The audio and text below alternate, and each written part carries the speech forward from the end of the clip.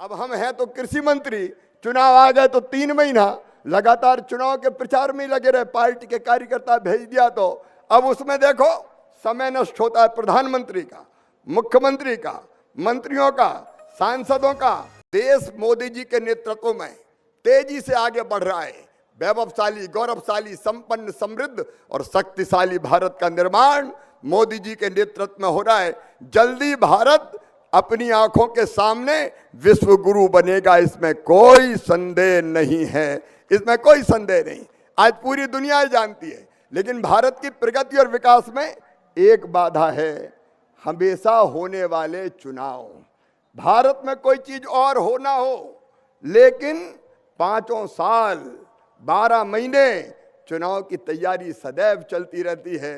लोकसभा चुनाव से निपटे तो विधानसभा चुनाव आ गए, हरियाणा, जम्मू कश्मीर, महाराष्ट्र, झारखंड वहां से निपटे तो अब दिल्ली के लिए ताल ठोक रहे हैं हम।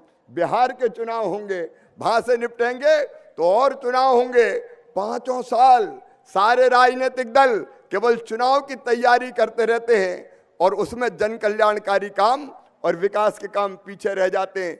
चुनाव जीतने की चिंता में सारे दलों के नेता लगे रहते हैं। अब उसमें देखो समय नष्ट होता है प्रधानमंत्री का, मुख्यमंत्री का, मंत्रियों का, सांसदों का, विधायकों का, अधिकारियों का, कर्मचारियों का। सारे विकास के काम ठप, कराओ चुनाव और फिर नई नई घोषणाएं करना पड़ती है कि मैं ये दे दूंगा, हम ये दे देंगे। जन कल्याणकारी काम पीछे रह जाते हैं और केवल इतने नहीं, भारी खर्चा होता है। चुनाव आयोग भी खर्चा करता है तो जनता का पैसा तो है वो, और फिर राजनीतिक दल भी खर्चा करते हैं। कितना समय नष्ट होता है। अब दूसरे राज्य में चुनाव होंगे नायब जी, तो हरियाणा के अधिकारी पर्यवेक्षक ऑब्जर्वर बन के चले जाएंगे। यहाँ का काम आपका 2-3 महीने ठप हो जाएगा, वो वहां जाके चुनाव करवाएंगे। तो इसमें केवल विनाश ही विनाश है, समय का अपव्यय, धन का अपव्यय, हमारे विकास को अवरोध करता है ये चुनाव हमेशा होने वाला।